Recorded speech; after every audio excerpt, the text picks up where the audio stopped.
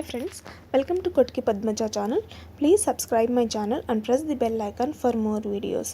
ఈ రోజు వీడియోలో ఎంతో సింపుల్ గా టేస్టీగా ఉండే రవ్వ లడ్డు ఎలా తయారు చేయాలో చేసి చూపిస్తాను. ముందుగా ఈ రవ్వ లడ్డుకి కావాల్సిన పదార్థాలు తయారీ విధానం ఇప్పుడు చూద్దాం. బాంబే రవ్వ 1 కప్, షుగర్ పౌడర్ 3/4 కప్, పాలు 1 కప్, నెయ్యి సరిపడినంత, పచ్చి కొబ్బరి 1 కప్, జీడిపప్పు, ఎండు ద్రాక్ష, బాదం, ఇలాచి, వాటర్ మిలన్ సీడ్స్. ఇప్పుడు ఎలా తయారు చేయాలో చూద్దాం. ముందుగా స్టవ్ వెలిగించి కడాయి పెట్టి అందులో 3 స్పూన్స్ నెయ్యి యాడ్ చేశాను. ఆ నెయ్యి కాస్త వేడైన తర్వాత ఇలా వీడియోలో చూపిస్తున్నట్టుగా వాటర్ మిలన్ సీడ్స్, జీడిపప్పు, ఎండు ద్రాక్ష వేసి కొద్దిగా రంగు మారేంత వరకు వాటిని ఫ్రై చేసుకోవాలి. చూసారుగా అవి గోల్డెన్ ఎల్లో కలర్లో వచ్చాయి. ఇప్పుడు అదే నెయ్యిలోకి మనము బాంబే రవ్వ యాడ్ చేసాము.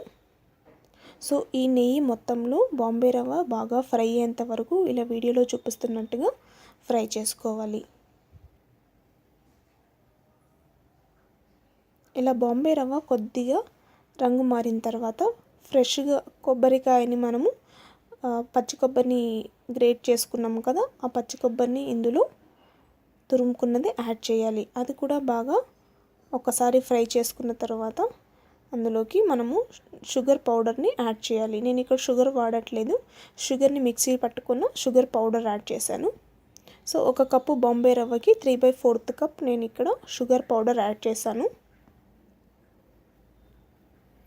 ఇలా మొత్తం అంతా కలిసే విధంగా ఒక్కసారి కలుపుకోవాలి.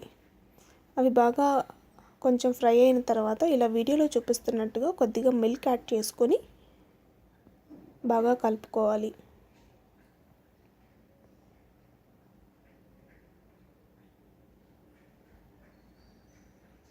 సో ఇలా మీడియం ఫ్లేమ్ మీద మిల్క్ యాడ్ చేసుకున్న తర్వాత ఒకసారి బాగా కలుపుకొని మూత పెట్టుకొని ఒక 3 మినిట్స్ పాటు మనము దీన్ని లో ఫ్లేమ్ మీద ఉడికించుకోవాలి. చూసారుగా అలా 3 మినిట్స్ బాగా ఉడికించుకున్న తర్వాత మూత తీసి ఒకసారి అన్నీ కలపాలి.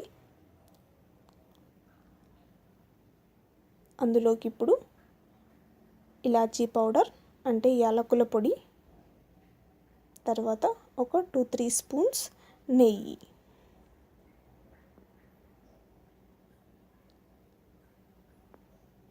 ఇవి యాడ్ చేసుకున్న తర్వాత ఒకసారి బాగా కలిపి స్టవ్ బంద్ చేసుకొని స్టవ్ ఆఫ్ చేసుకొని ఒక 5 మినిట్స్ పాటు పక్కన పెట్టుకోవాలి.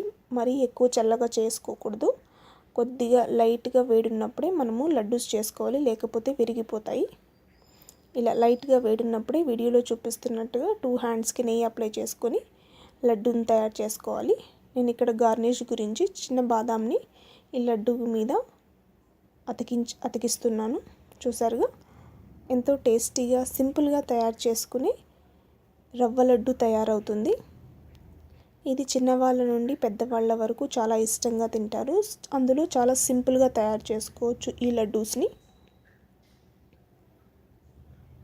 చూసారుగా ఇలా వీడియోలో చూపిస్తున్నట్టుగా 2 చేతులను యూజ్ చేసుకొని లేదా ఒక చేతితో అయినా మీరు ఇట్లా లడ్డూలను తయారు చేసుకోవచ్చు.